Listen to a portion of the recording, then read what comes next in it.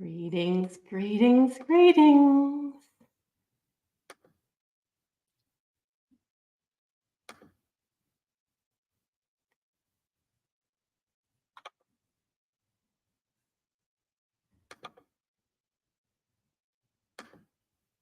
Greetings, greetings, greetings. We're starting in just a moment. Making sure we're live everywhere. Greetings, greetings, greetings. We're starting in just a moment. Obviously. There we go. One moment. We're kind of getting live here. Just a moment. So pleased to have you here. Please say hello if you can in whatever chat box might be around. And yeah, just a moment here. Add myself to the screen. Good, good, good, good.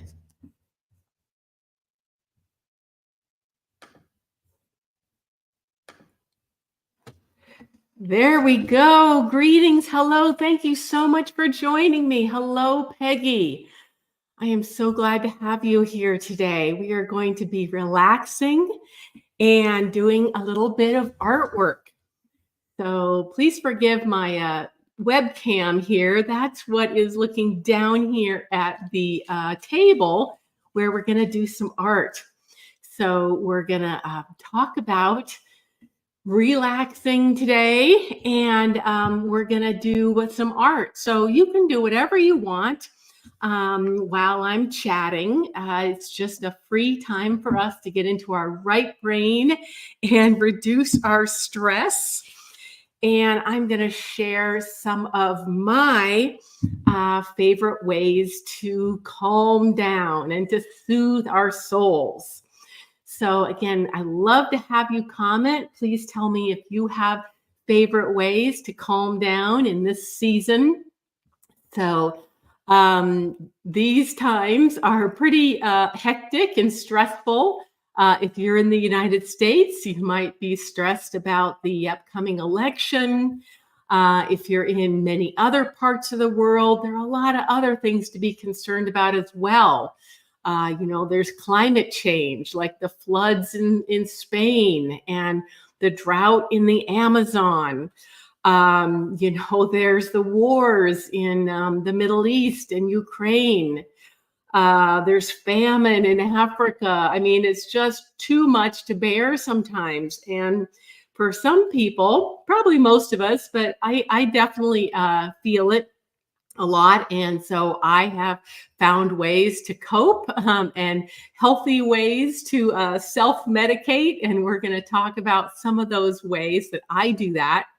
But I would love to have your comments about how you find relaxation in this world, because if we're in a constant state of flight or fight, that is not healthy for us. That raises our stress level and raises our cortisol. And in the short time, when we're stressed like that, in the short time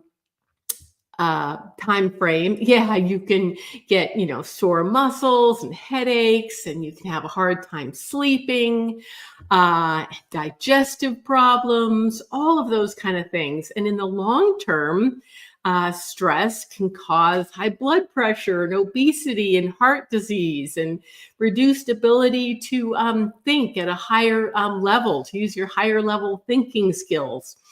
And so, we need to find ways to de-stress. And of course, creativity is one of mine. And so that's why I encourage you today to just be doodling or whatever you want to do while I'm chatting. And then I will do a little bit of doodling along with you.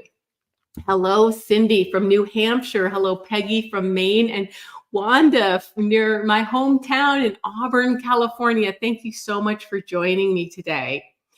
So again, these may feel like really apocalyptic times, no matter where you live, and there's a lot of things to worry about. But there are a lot of ways to de-stress as well, and it's so important to take care of our own mental well-being. It really isn't selfish. So many people, especially us women, tend to want to care for everybody except ourselves. But if we don't fill our own cup, literally, then we can't take care of anyone else, right? Like they say on the plane, use put your oxygen mask on first before you put it on the child next to you, else you'll pass out before you can help them, right? So it's super important to take care of yourself. Hello, we've got Kathleen from Wairika and Anya from France. Yes, you're stressing too. Yes, there's so many places in the world that are having issues. And so yeah, like I said, I'm going to go over some of the ways I reduce my stress and stay calm. And then, of course, the last one I'll talk about and demonstrate is art. And today I'm going to be using some really pretty watercolors and some waterproof felt tip pens, and just going to be playing around. But the idea is for us to just have a moment where we get off of social media, except for, of course, this episode right now, but this stressful social media where you're just scrolling and scrolling and scrolling over all kinds of negative information. So it's really easy, especially in election season, to go overboard with that. Hello. Hello, everybody. Thank you so much for joining. I really appreciate you saying hello in the chat box. It really makes me feel like I'm talking to somebody besides my webcam here. And so, yeah. So let me talk about some of the ways that I relax and that anyone can relax. And then please give your comments in the chat box as well. Okay. And so I think that we should use all of our senses, all of our bodily senses to relax, and helping to, having creative visualization with the memories you have of different sights and sounds and sense of touch, and using the mind and using the body. Hello, Jackie from Portland. Yes, you're just a few hours north of me. Great to have you here. And so I'm going to mention some of my favorite ways, and of course you can chime in as well. So in terms of sight, that tends to be the sense that we use the most. So I'm starting with that, but sometimes we just only use that. But we'll start with that since that's a primary one. So for me, when I'm going for a hike, especially this time of year, I'm enjoying looking at the leaves, like all of the beautiful oak and maple, and especially the native aspens around here. And I just love to look up at the sky and take a deep breath and look at those beautiful golden colored aspens with the blue sky behind them, and just take a deep breath and be right there in the moment, right? Another vision I like to think about when I'm trying to calm down is a flickering candle, which of course reminds one of a campfire. We all evolved for the millions of years sitting around a campfire, and that beautiful flickering warm light of the flames is so calming for us.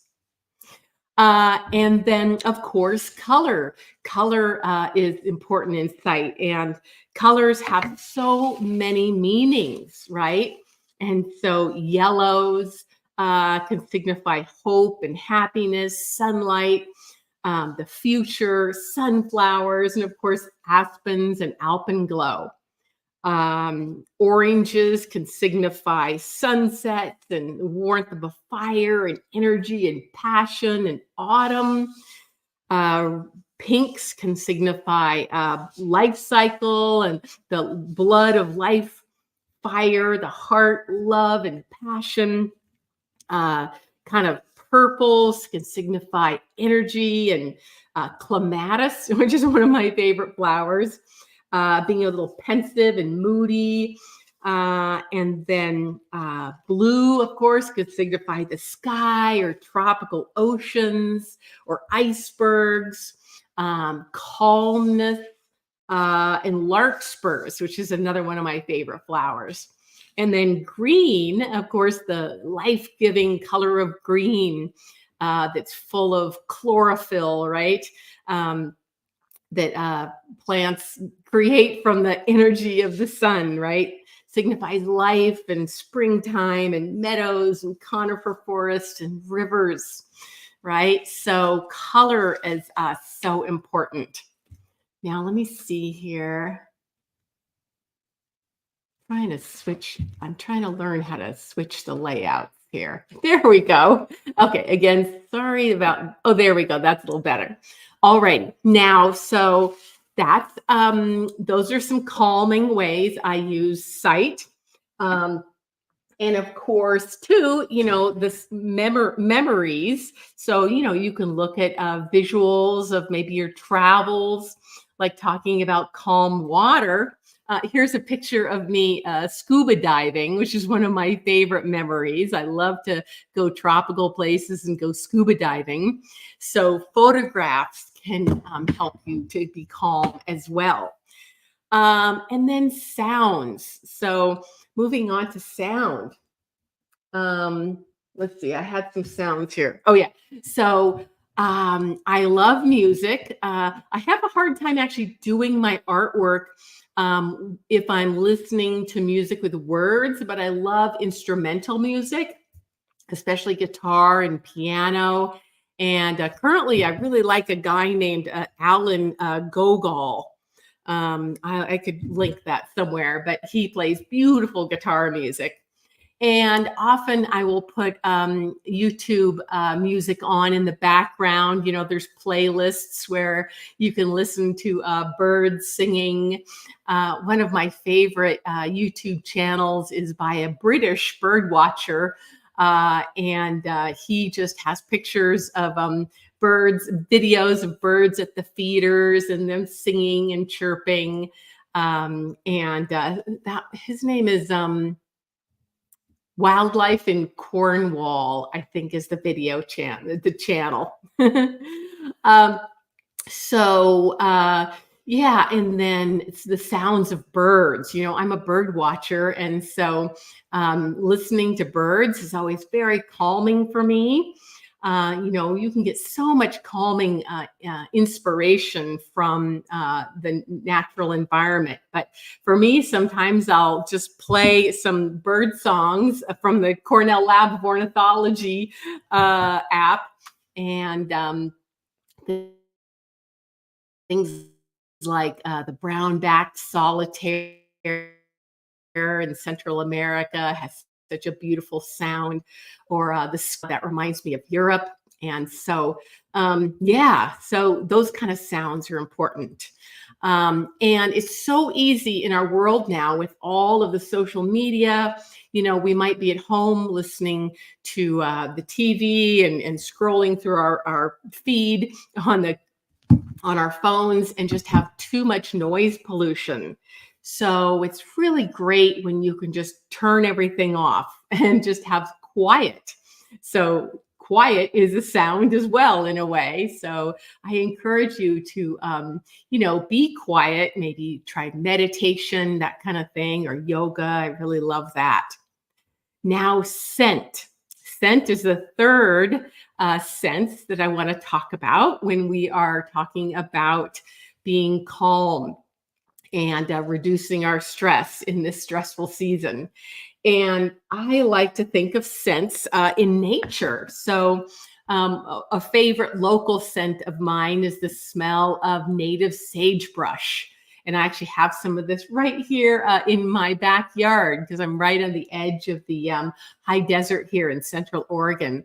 And if you could crush this, if you could smell this, you wouldn't believe just how pungent this is. It's a little bit like lavender, if you can imagine the smell of lavender.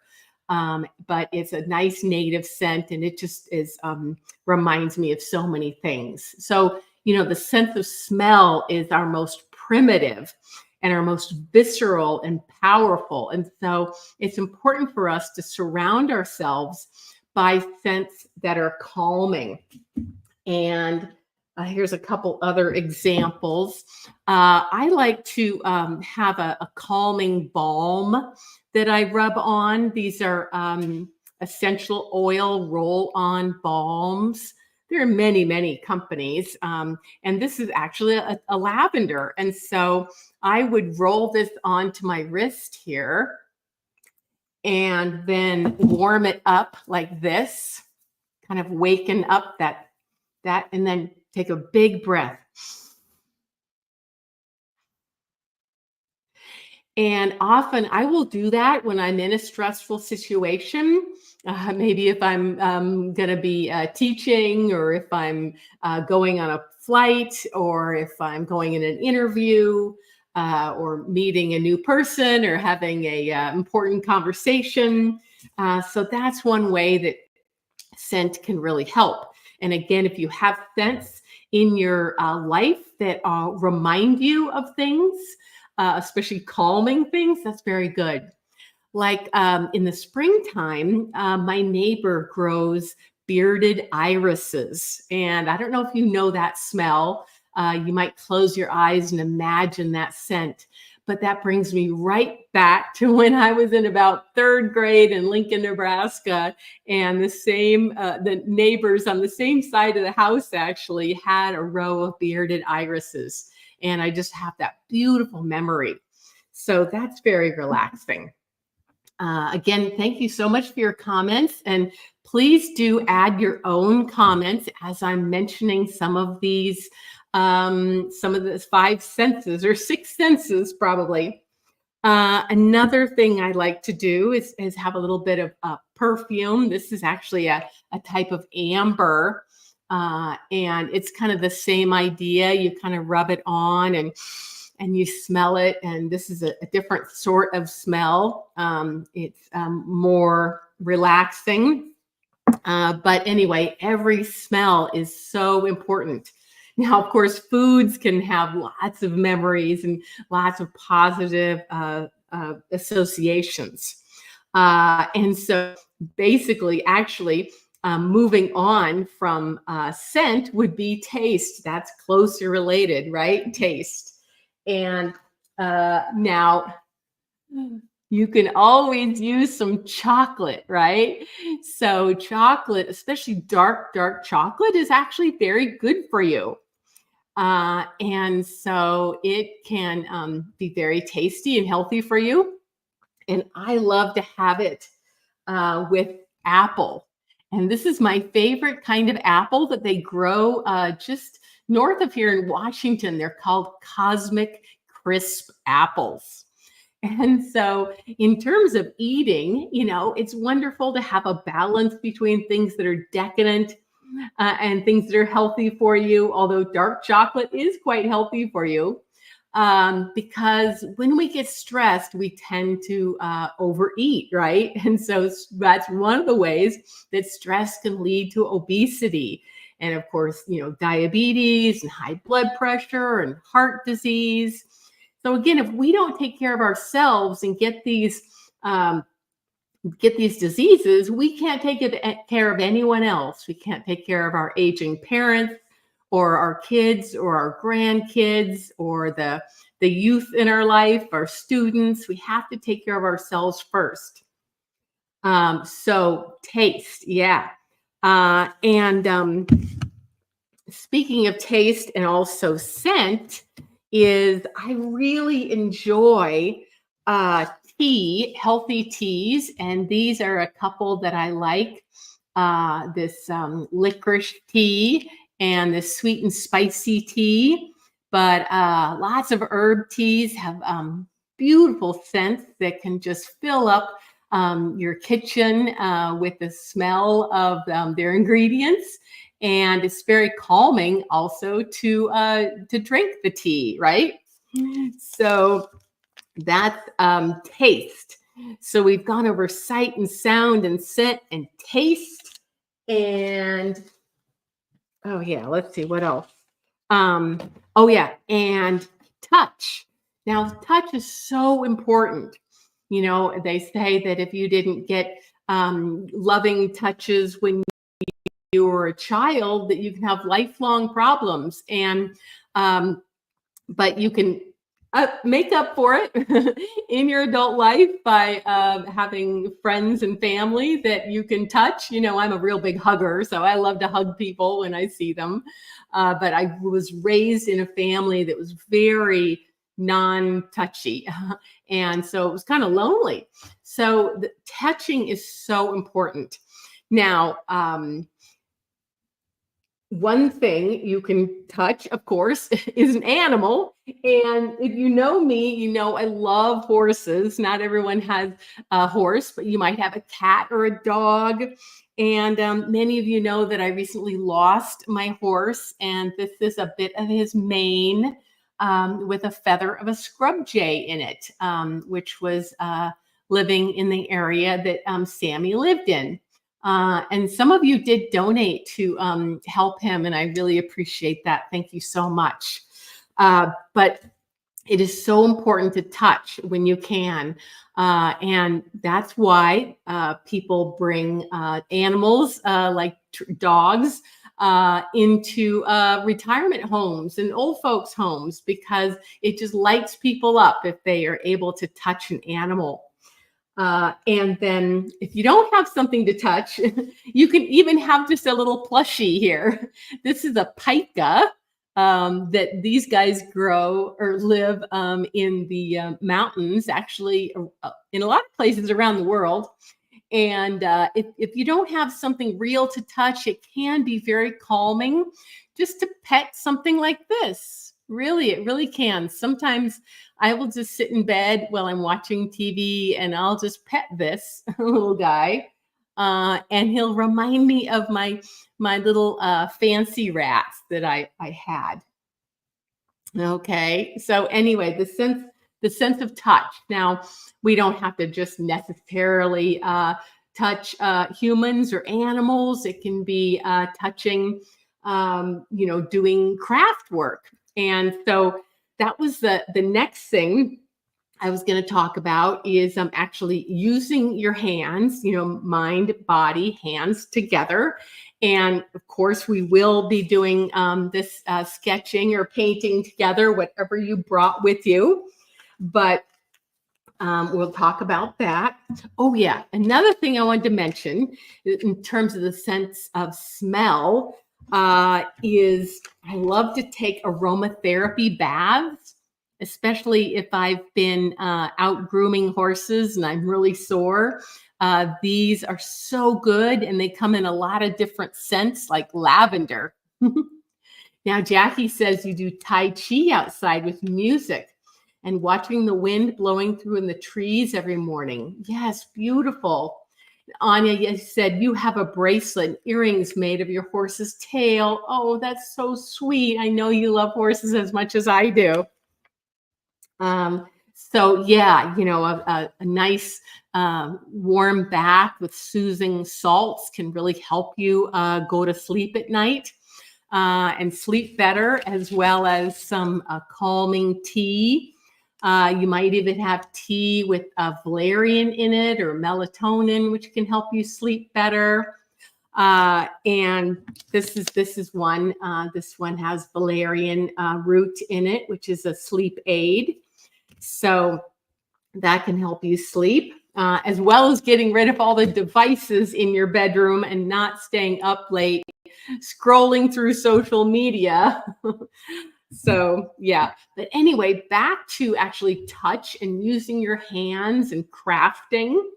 Now, of course, I'm an online arts teacher, and so I love to do crafting, but there's actually a lot of research on the benefits of crafting, whether it's knitting or pottery. I love throwing pottery. In fact, I brought one to show you. This is my show and tell. This is a pot or a kind of a vase bowl I threw, and I really love them. It's really fun to do, and throwing pottery is really visceral too because you're using your hands and you're on the wheel and you're pushing and pushing and centering that clay to make that shape. And it's just so amazing. I love that. And then another thing I like to do, it's not crafting, but it's using touch and my body, is juggling. You may have seen on Instagram or Facebook, I posted a little video of me juggling. And I find that things like that take all of your energy, like juggling or like trying to center a piece of clay to throw a pot. Those kind of things can really help you get out of your left brain. It'll stop you thinking about the past or thinking about the future. You have to be right there in the moment. It's like almost like walking a tightrope or something. Also, like, when you start hiccuping, have you ever done the practice where you have to kind of go upside down and drink drink upside down from a cup? And that works for me. Tell me in the chat box if you're here, if you've ever done that, where you have to go upside down and drink from a cup to stop your hiccups. Kathleen says you love your Mary Oliver poetry book and you read that outside. That's beautiful. Anna, thank you for your condolences. Oh, you lost one too. I'm so sorry. They really touch our hearts, don't they? So I think the reason that drinking water upside down when you have the hiccups makes them stop is because you can't think of anything else you would choke, right?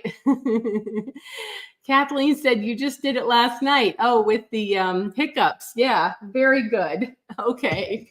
So I think that doing things that put you right in the moment, like centering a piece of clay or maybe doing a complex knitting or crocheting pattern or juggling will really help you to calm yourself because you're right in the moment. Because so many of our lives we spend in the past and in the future, we're not really here. I guess that's what they call mindfulness, is when you're really in the moment. Does anybody want to see me juggle? Tell me yes in the chat box if you want to see me try to juggle in front of you. I generally can't do it in front of people, but I'll try. Yes, so speaking of the body, then speaking of the body, we talked about gardening, grooming a horse, doing yoga, the mindfulness, breath work. So how many of you use breathing, right? So a wonderful podcast I was listening to yesterday was talking about breathing. That's the Mel Robbins podcast. Do you know Mel Robbins? I just love her. So she was talking about how breathing can help calm you down. And she talked about how she was on a scary flight and used this breath work to help her. So that's the case where you breathe in for 4 counts, hold it for 4 counts, and breathe out. So let's try that, and then I'll juggle, okay? So breathe in, 1, 2, 3, 4. Hold. Breathe in 4, hold 4, out 4.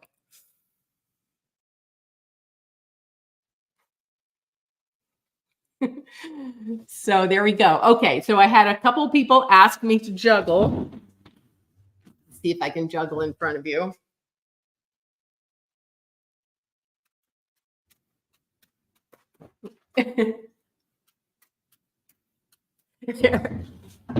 It's a little hard because when I'm looking at the balls, the bright lights that are illuminating the table kind of mess with my eyes. But anyway, there you saw it. So you should try juggling. It's really, really therapeutic. I find that anytime I'm stressed and I want to take it out in a bad way, or have a piece of chocolate or something, then I juggle. Okay, so, but again, chocolate is good for you. If you follow my fellow nature journaling friend, Marley Pfeiffer, you really should follow him. He's always got a chocolate bar when he's demonstrating his sketching. Tell me in the chat box if you know Marley Pfeiffer. I love him. He's awesome. Okay, so we were talking about, doing these repetitive activities, like juggling or knitting or crocheting or throwing pottery, how relaxing those are, because those repetitive movements increase positive neurochemicals. And I just had to mention, because of that, there's a famous study that uses rats. Now, there you go. There's my pet rat. Some of you may know I've had pet rats in the past. I love rats. They make the most wonderful pets. But I lost my last one in March. But anyway, the reason I have rats is because I designed a website for a famous woman who studied the positive aspects of craft and the brain. Now, she's a famous neuroscientist called Dr. Kelly Lambert, and I actually designed her website and still maintain it, but 15 years later. And she's famous for teaching rats how to drive miniature cars. Have any of you guys heard of that? Dr. Kelly Lambert at the University of Richmond. And she taught these little rats to drive these little miniature cars she designed. And she did some other things with them as well, where she basically gave them a really enriched environment with lots of things to do, lots of things that occupied their minds. And she found that the rats that learned to drive cars were much healthier. Their neurochemicals, their brains were much healthier. They had better behavior than rats that were not trained to drive cars, that were just sitting there, trust fund rats, being fed to do nothing. Yes, Kathleen, you said you read that. Yeah. And if you go to her website, kellylambert.com, you can see the website I designed for her and all the links to her studies. She does a lot of outreach about her projects. But she talks a lot about the role of using your hands. And of course, the rats are supposed to be models for human behavior.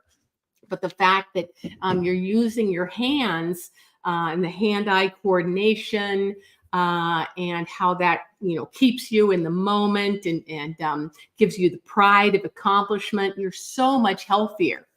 So you shouldn't feel guilty if you are enjoying some kind of a craft like art. So speaking of art, tell me who in the chat box has some art with them today, has some art materials. Oops, wait.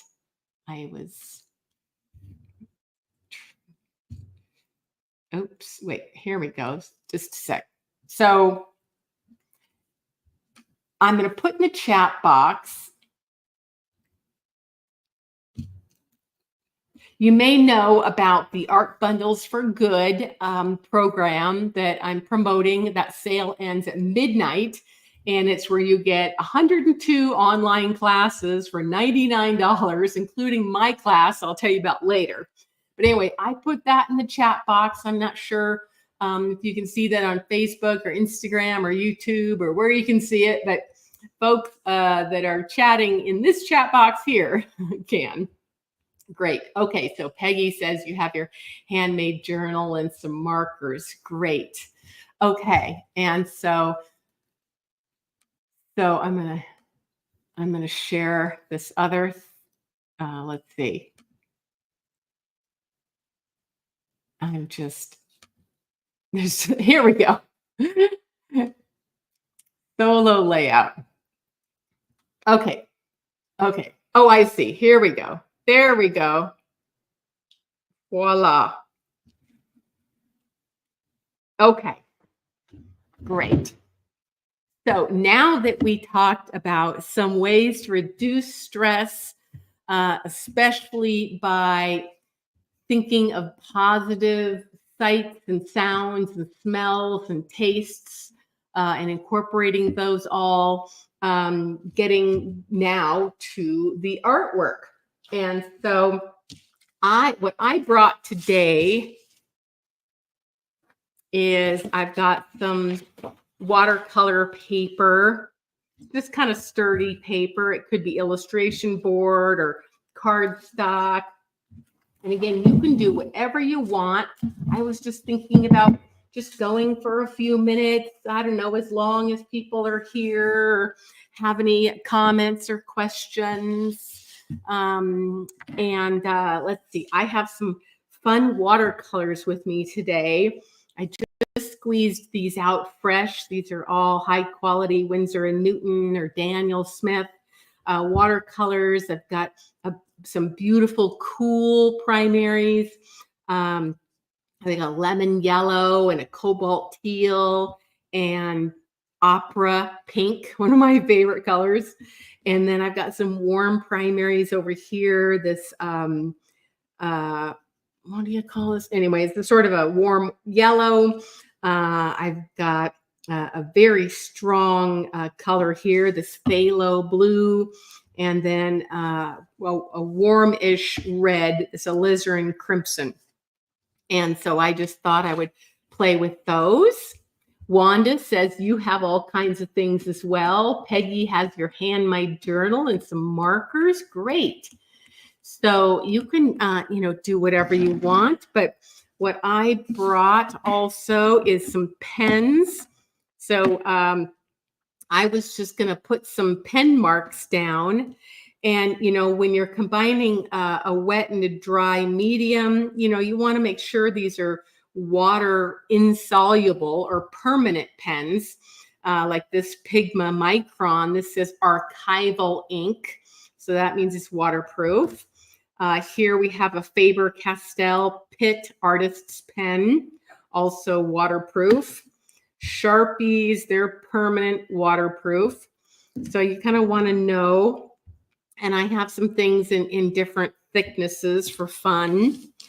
And then I like to moisten my watercolors, especially if they're not freshly squeezed out like these are. I did have another palette of paints that had been sitting around for a while. So if you've got a palette of paints, sometimes I'll use a little mister like this. This is kind of one of those little misters you might use for perfume.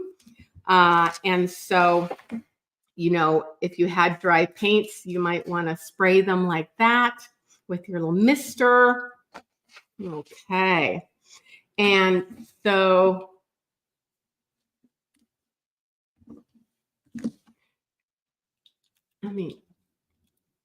this is a little bit funny. Anyway, that's the best we're going to do. It's a little, sorry about this. My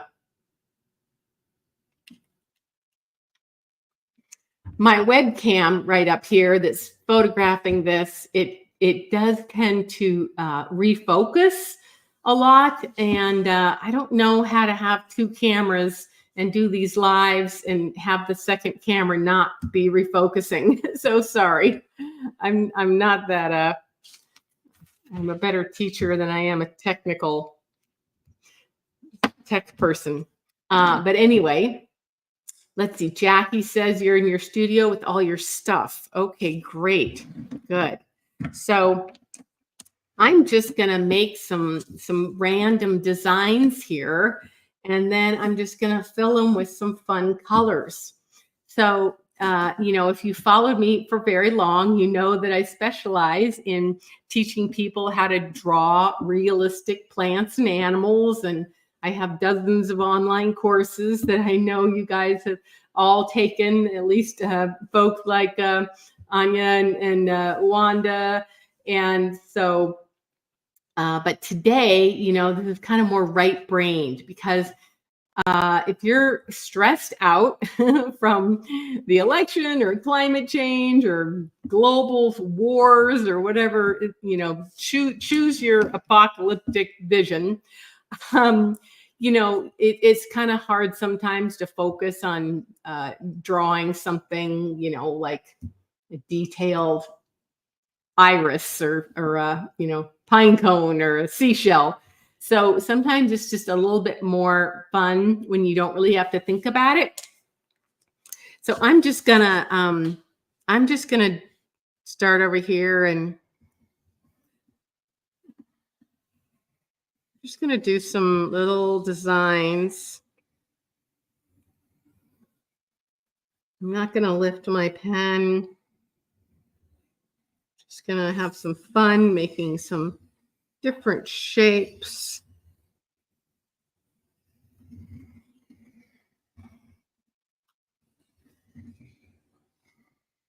Some things that are fun to maybe to fill in.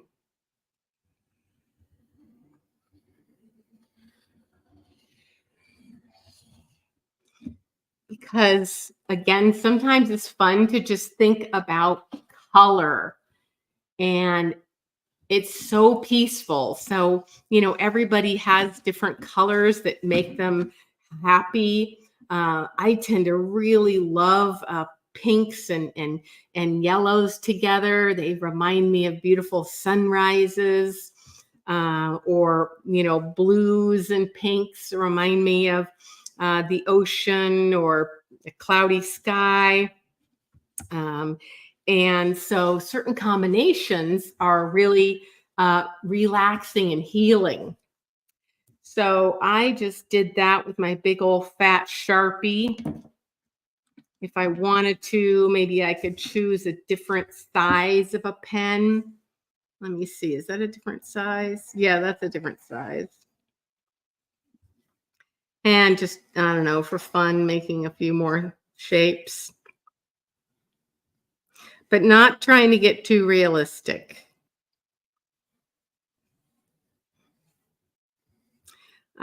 Some people teach, I guess, what they call Zen doodling or something. I don't really generally do that kind of thing, but I think it's just fun to do something a little different than you usually do.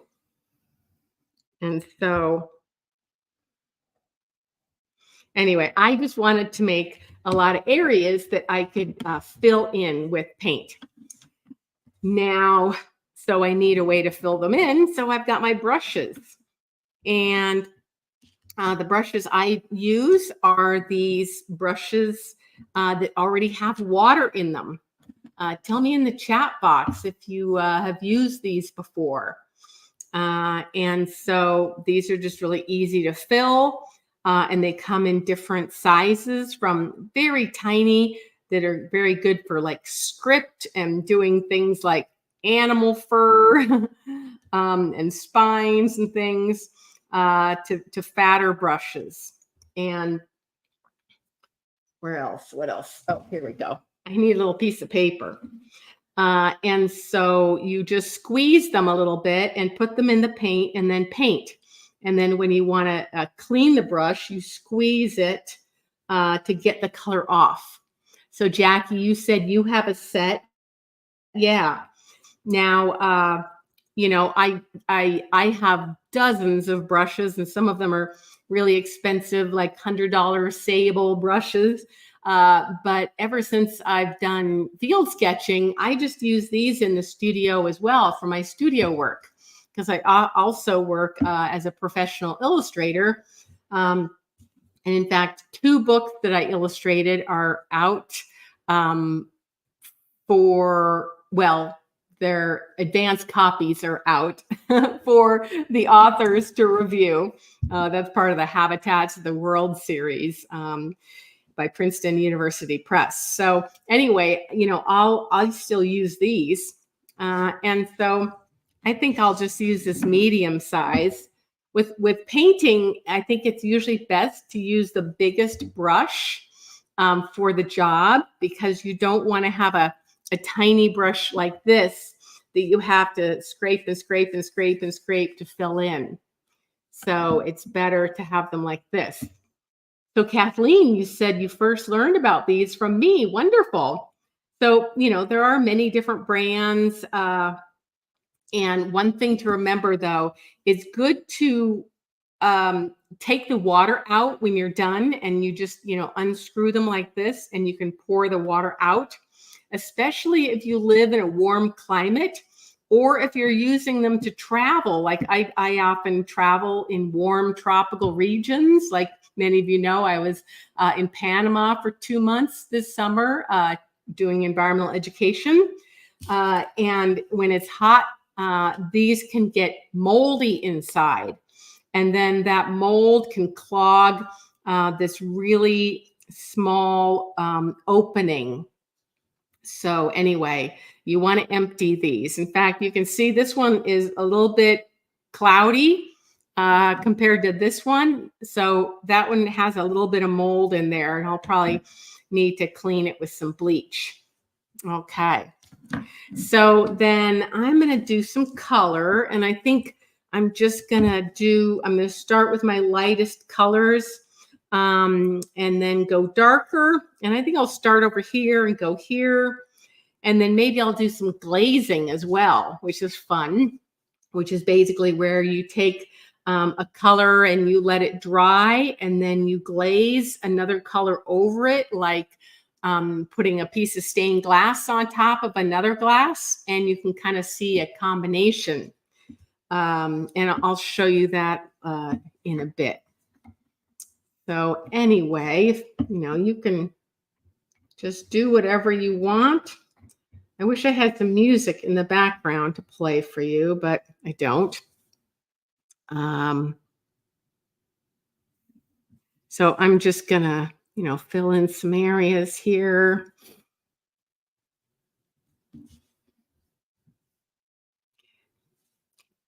And I think I'm going to stick to my cool color palette. These look really beautiful glazed over each other. When you start to mix, warms with cools, you can often get mud.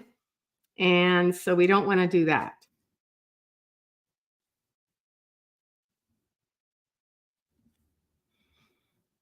So speaking of ways to relax and de-stress, it's fun probably just to watch someone like me, maybe painting, right?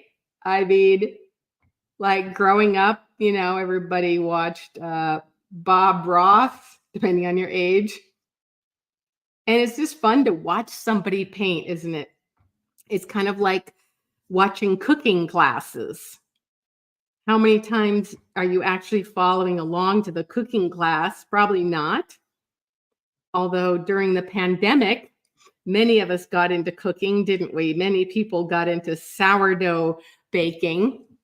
Me, I wasn't so much into bread, but I loved desserts, and I was following the British baking show, and I actually did watch that, and then I would choose a recipe that they did, and then I would buy the ingredients, and then I would watch it again and follow along, because they do have a website where they have all of the very detailed recipes. Although you have to learn some of the terminology for the different ingredients they use. Like white sugar, they call it castor sugar. So, how fun is it just to watch somebody painting or cooking? You don't necessarily have to do it, right?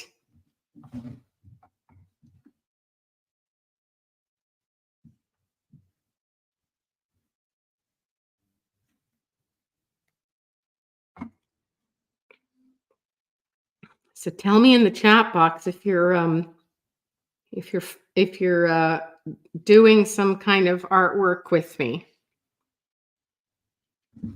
Okay, I think I'll switch to my beautiful pink. This is called Opera Pink, and it's just a super vibrant. I just love this pink, and it looks really cool glazed over yellow. Now, if I were to glaze it over the wet yellow right now, it wouldn't actually be called glazing. It would be called more like wet and wet technique. And so you see right here, if I paint that opera pink over that lemon yellow, they kind of blended together because they're both sort of wet. And that's going to look different than if I glaze that pink over the yellow once it's dry. And I'll show you an example in a bit after some of these yellows dry. Yeah, so tell me if you're following along to what I'm doing, or if you're doing your own thing. Again, we're just kind of going to be here a few minutes just to relax, and it's just a way to keep ourselves away from social media. And, you know, it's really easy to get addicted to social media. I think I first started getting really addicted to the news way back when 9/11 happened. And I just felt like I needed to watch everything like it was a life or death situation that I had to watch. But I really learned that, you know, I mean, it's good to know what's going on in the world, right? But if you watch too much of it, you'll just get traumatized and you'll feel helpless. And I figure that if there's nothing I can do about something, you know, like if there's some social issue that I'm concerned about, if I'm not going to like write a letter to my senator about it, I might as well not watch it, right? Especially over and over and over again. And that's kind of my new philosophy. Because if you're not going to be involved, if you're just going to be a spectator of the news and not somehow help or participate, you know, like every summer, the wildfires get worse and worse, and especially all over the world, in the Pacific Northwest here, as well as, you know, in Greece and Spain. And now Spain is having all these flooding. And here we had wildfires right just a few miles from us. And so I was involved. I helped, you know, raise some money and bring some supplies and help take care of livestock that had to be moved out of harm's way. And a friend of mine does the same thing with dogs and cats. So, you know, I was involved with that. So again, I think that, you know, you shouldn't have a full diet of social media, you know, like the election. You know, you should definitely vote whichever way you're going to vote. But, you know, once you know how you're going to vote and you do it, there's no reason to watch the news about it 24 hours a day. It's just going to make you feel stressed, especially tomorrow in the United States in our election day. Isn't that a beautiful, beautiful pink? I just love that opera pink.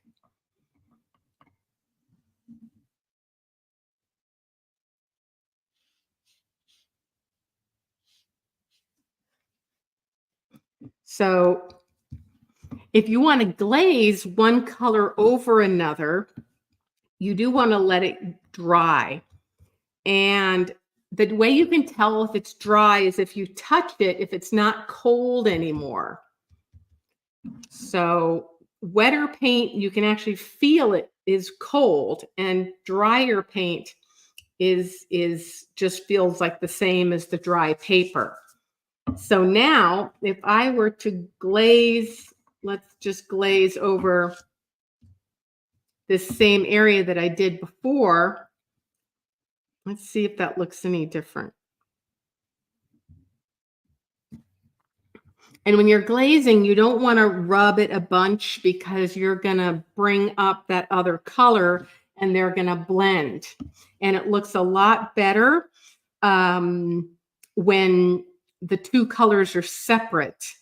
Again, if you pretended that you had a yellow piece of stained glass and a pink piece of stained glass and you layered those over, since they're transparent, you would see a beautiful combination of the two colors.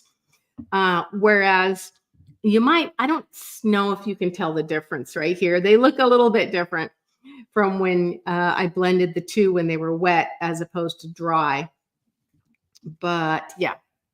Carolyn, hello. You say, what a great activity for a family to get off phones and sit and paint and talk. Yes. And Anya, you say, I love neurographic drawing, like Zentangling. Yes. Yes, I haven't practiced that too much, but that does sound fun. So anyway, maybe I'll let some of these yellows and pinks dry a bit more before I do any kind of glazing over them. But let's try now this beautiful cobalt teal. Let me see what this looks like. That looks like that. And I could just practice and see what that might look like blended with the pink. That makes a really pretty purple. And if I used this other blue, some colors like this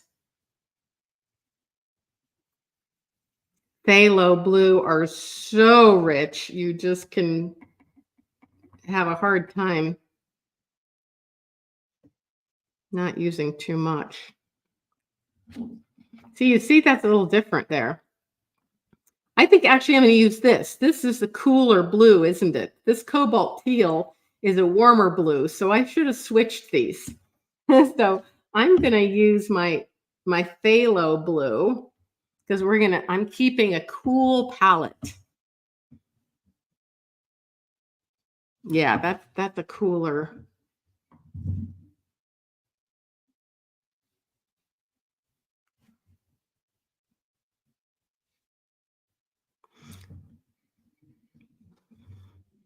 That phthalo blue is so strong. Now this activity is kind of fun where you have a lot of these little shapes and you're painting the colors next to each other. Because it does take some concentration not to blend them. So it is good practice if you're just kind of, working on your brush skills. Because when if you're learning to paint, or if you're practicing after not doing it for a couple weeks like me,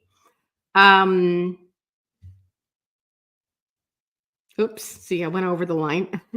It takes some concentration. And like I was saying with juggling or throwing pottery, if you're doing a craft that's taking some concentration, it's going to keep you from thinking about anything else, the past or future. You're just in the moment.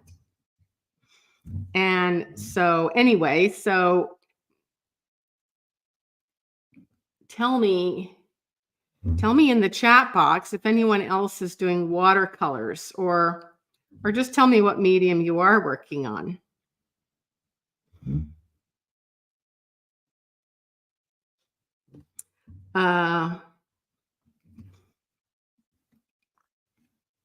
So, any art skill. I don't have my glasses on, so that's why I'm going over the lines. Because I don't like to wear my glasses when I'm teaching online, because then the light that's shining on me reflects in the glasses and looks weird. So Anya, you're using watercolors. Wonderful. So yeah, anyway, when you're working on a new medium, there are a lot of parts to that, to mastering it, right? And so in this case, watercolor, you're mastering the concepts of color, color theory, color mixing, right? And then you're also mastering your hand-eye coordination. You're mastering, your materials. So, if you've used this kind of a brush before, or these kinds of paints, or this kind of paper, every combination of paint and paper and brush is going to be, a different challenge. So I often think of, when I'm working on a medium and improving it, it's sort of like a science experiment.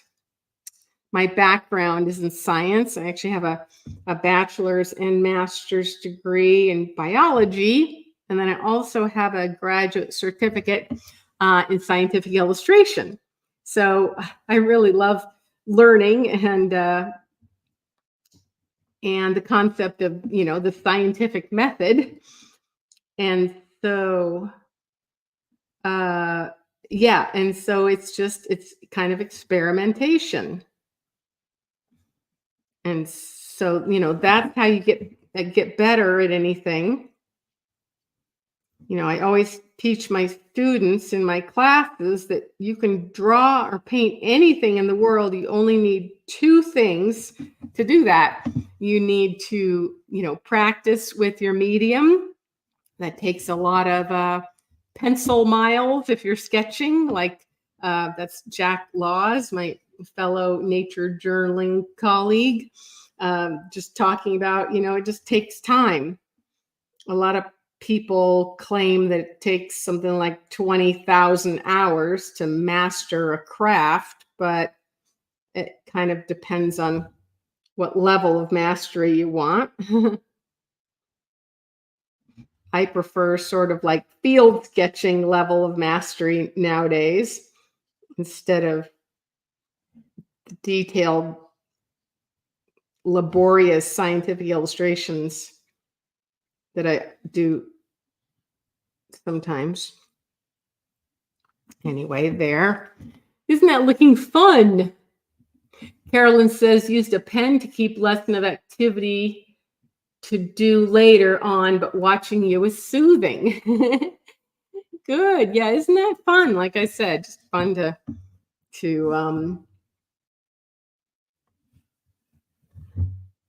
yeah, just like watching a cooking show or Bob Ross painting video.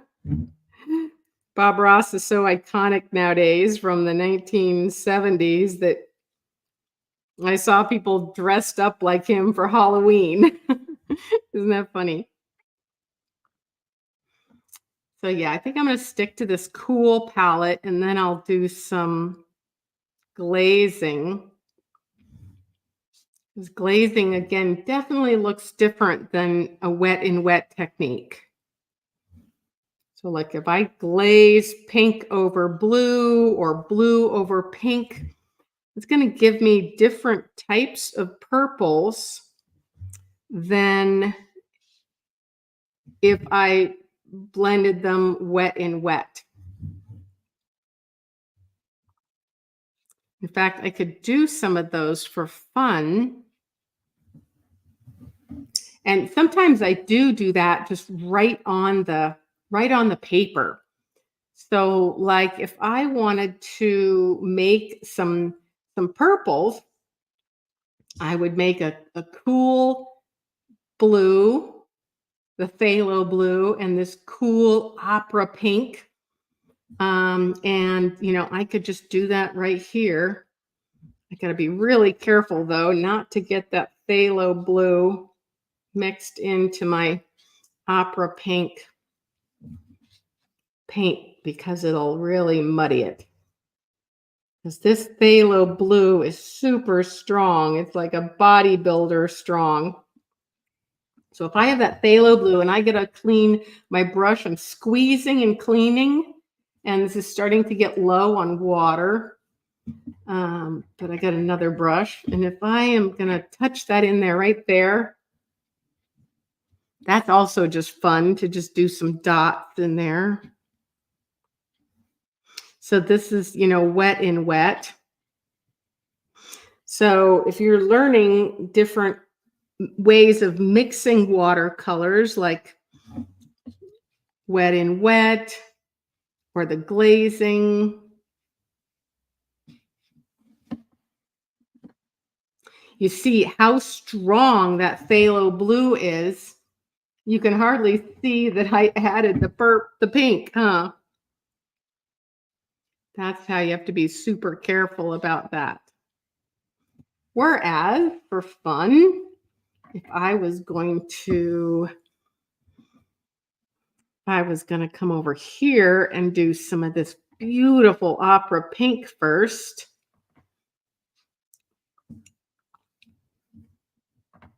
And practice being super careful about not having it touch the other wet paint, which is, of course, a skill. Can we do it without our glasses on? Not sure.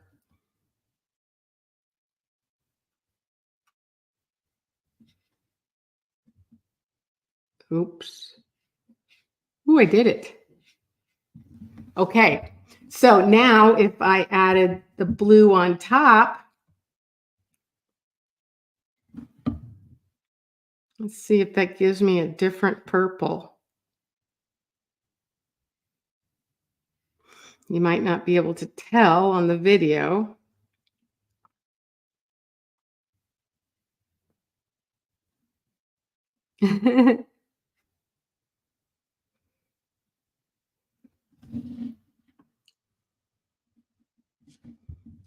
I can't tell. I don't know if you can see the difference. You can maybe see the difference. So yeah, when you start running out, you can just use a different one. So this one is much smaller. So it would take me a lot longer to do a big area like this. So, you do want to choose the right size brush. This brush is a little bit bigger, so I think I'll use that instead. And what do I want to do now? Maybe mixing some pink with some yellows.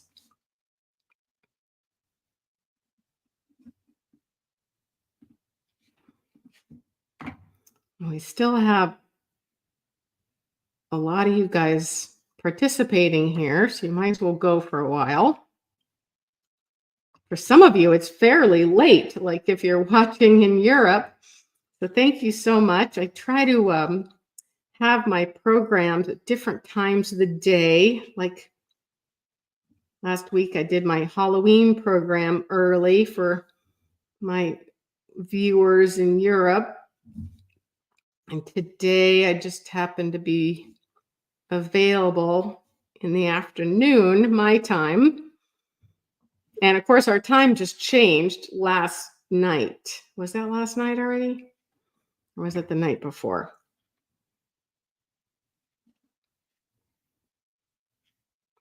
So there's that beautiful pink. Let's see what happens when I add the yellow over it.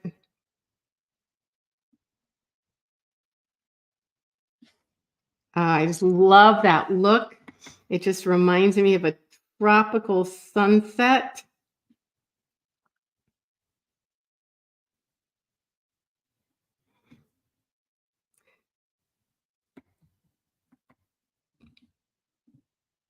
You can also use opera pink with Daniel Smith's quinacridone gold, which also makes beautiful sunset colors. Now look, I don't know if you can see it again, but it's super cool when you layer some colors together and you don't mess with them too much. You see how different this looks than this? This is the same two colors, the pink and the yellow. Same idea, but see how different they look. So that's why I really enjoy just playing with these things. I'm going to turn it around. I'm going to mess you guys up. Yeah, you can see this combination looks so different than this because it's wet and wet. And it's also, I just blended it just a little bit. I didn't muddy it too much. I just went in there once. All right. And let's see, what else am I doing? Oh, yeah, we haven't made any greens.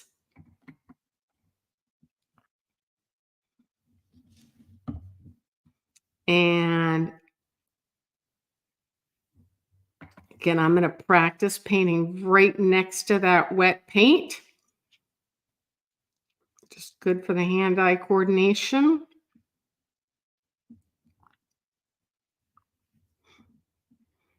Pulling the paint away and trying not to leave, what do you call it?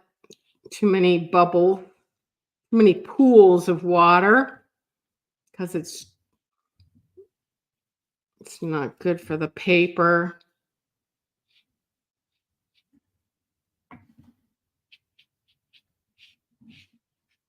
So I hope we're feeling more relaxed.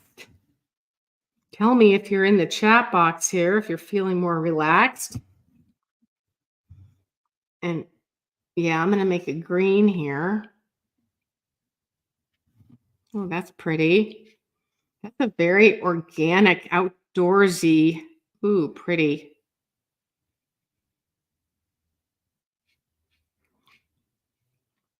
Kind of grass green.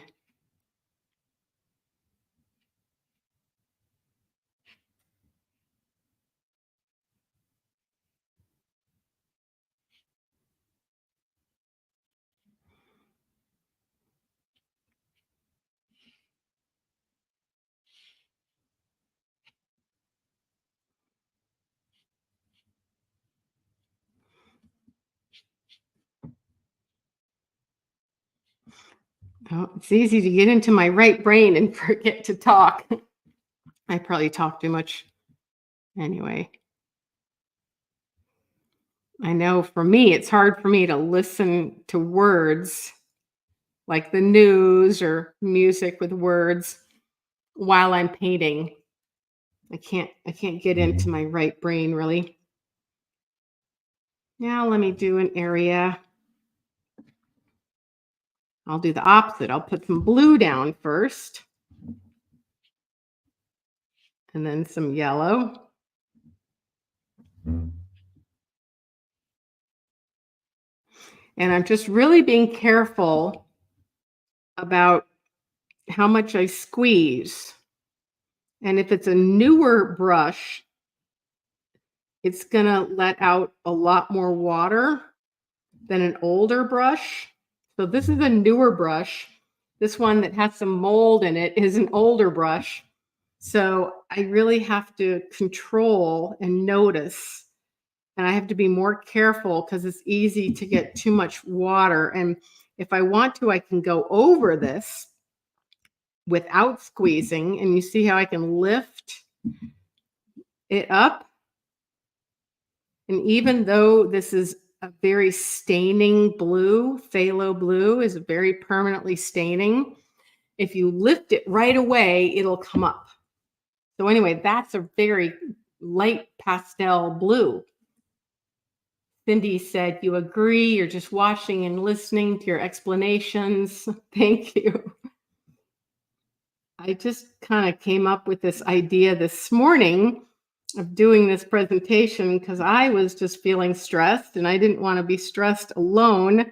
I wanted to find a healthy way to de-stress, just like, you know, when sometimes you ask a friend to go on a hike with you or, you know, just somebody to do an activity with you.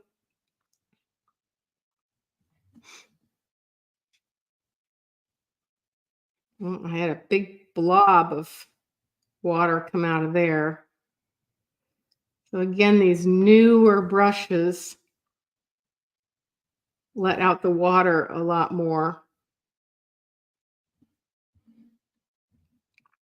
But it's nice to have a variety of brushes. I like having really old frayed brushes too. In fact, once these brushes get to a certain age, the water doesn't come out at all, but you can still use them just for like making textures, like the texture of grass or fur. Um, there's a green. And if I kept adding more blue, it gets more green. Let's see. Now, what else can I glaze for fun? I could maybe glaze this existing yellow here. Now, remember, glazing is where you put a layer down and you let it dry and make sure it's dry and warm to the touch. It's not cold. And then you put a layer over it and you're blending those two colors together. So like, the yellow and the pink will make a type of an orange.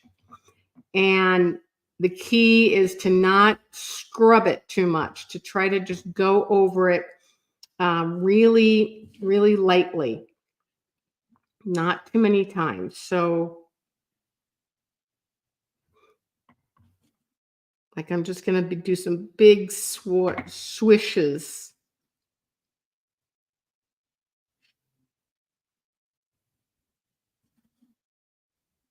There.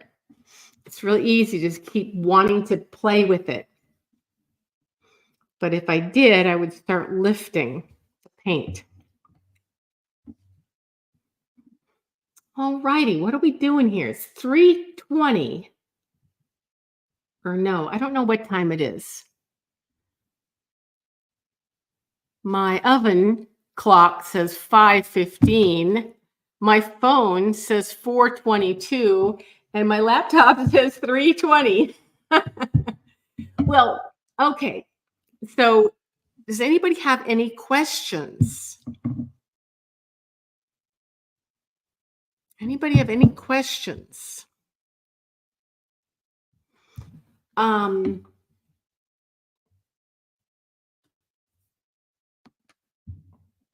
There we go.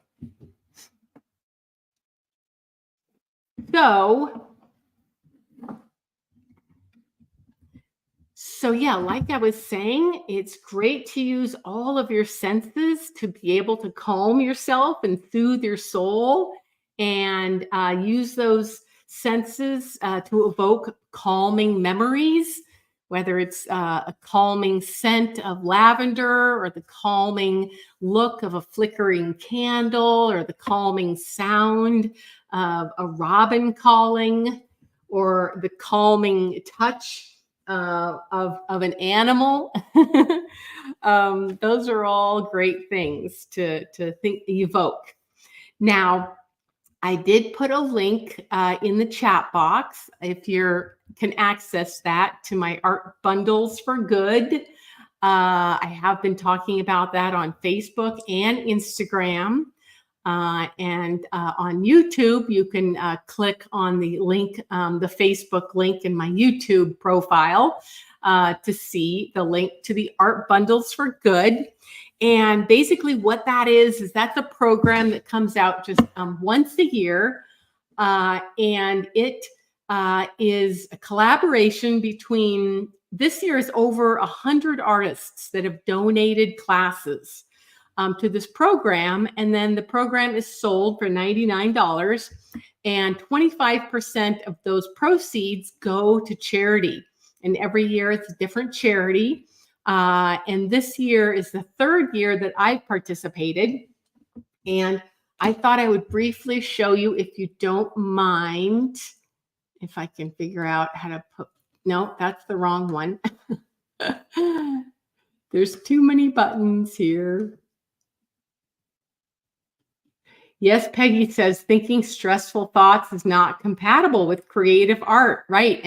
And just the opposite of that is doing some creative art, no matter how simple it is, can help you get in the moment and forget about the past or the future.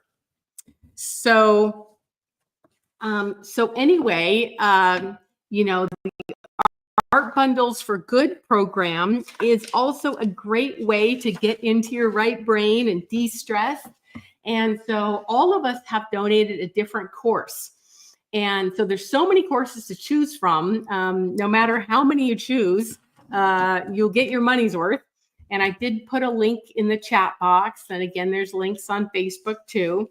But my class is on sketching mushrooms. And of course, with all of my classes, I teach you not only about how to draw something, but all about its anatomy as well. Because if you don't know the diversity and unity of the anatomy of a group of plants or animals, you don't know how to draw it correctly.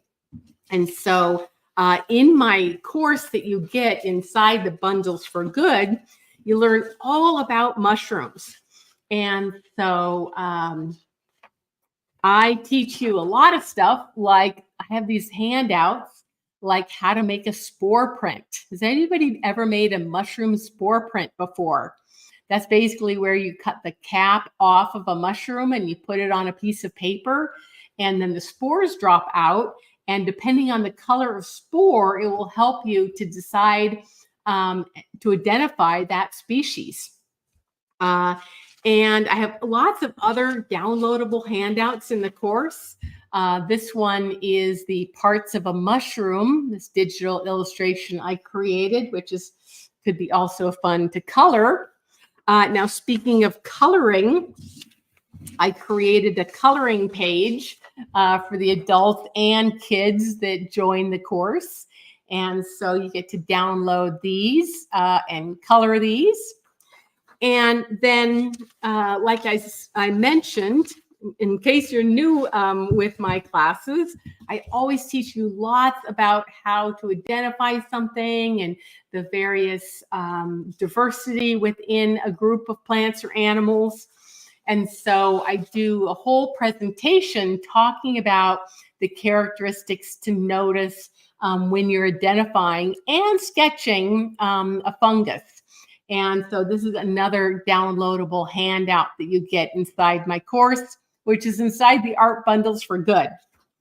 And then I also share a lot of high resolution images. Like this is a really cool, weird mushroom that you probably recognize no matter where you're watching from in the world, because these are in North America, they're in Europe. And this is a classic spooky mushroom that we talk about during Halloween as well. And so this is just an example of the high resolution images you get inside the course. And so that's one of the things I do is I purchase high resolution stock images of various species. And I think there's probably about 30 pages of high resolution images in this course of various mushrooms, including a lot of mushrooms that live around the Pacific Northwest, where I live here in Oregon. One of those is the morel mushroom. Those are really yummy and edible, and those come up in the spring in areas where there's been a wildfire the summer before. They're really taking advantage of that sunlight and that nutrients. And inside the course, I teach you how to make this very realistic illustration with charcoal.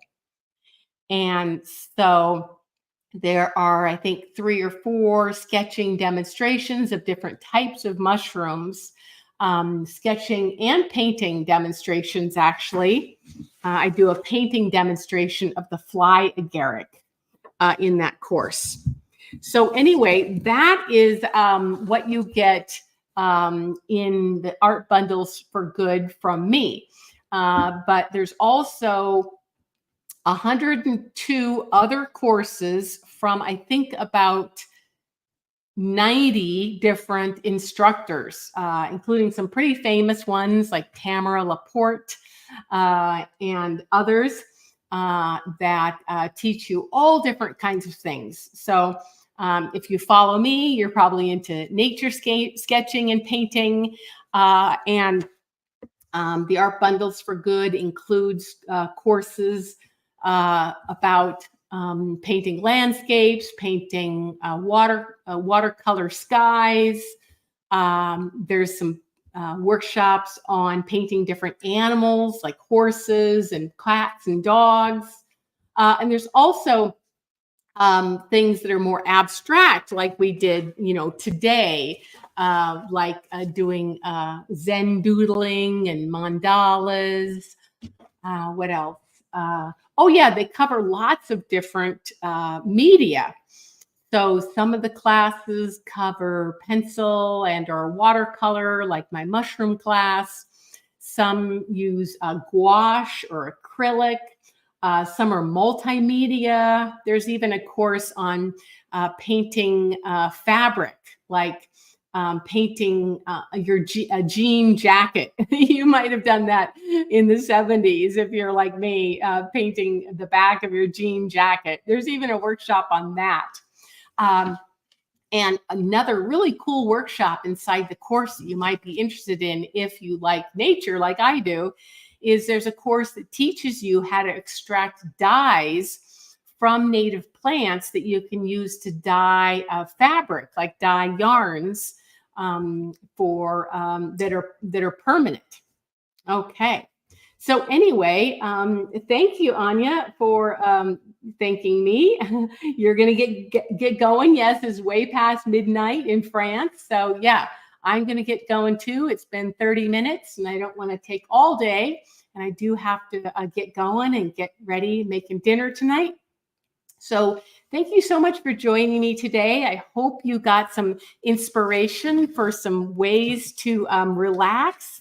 Like by getting outdoors, taking some nice deep breaths, sipping some tea, taking a lavender mineral bath, eating some chocolate, listening to some music, or spending time with your pets like me, my rat.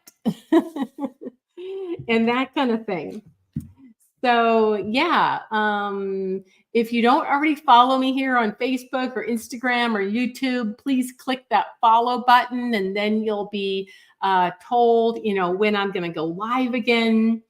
I might even try to go live again tomorrow because tomorrow is going to be a really stressful day in the United States when voting occurs. So again, no matter how you're voting, make sure to vote. But no matter what side you're voting on, it's going to be stressful up to the very end.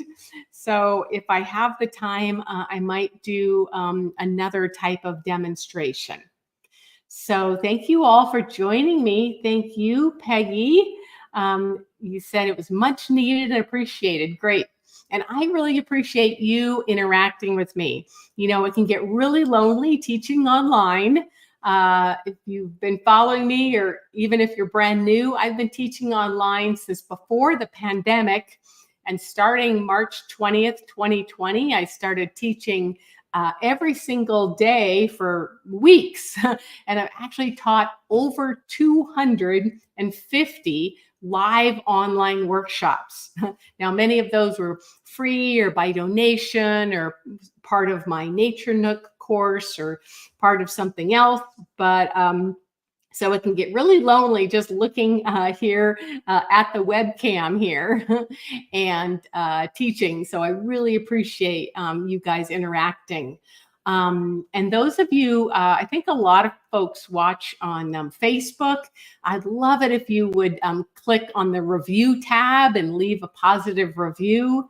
If you're watching on any of the platforms, I'd really appreciate a comment down below saying you enjoyed the program. And you can learn more about what I do also on my website at christineelder.com.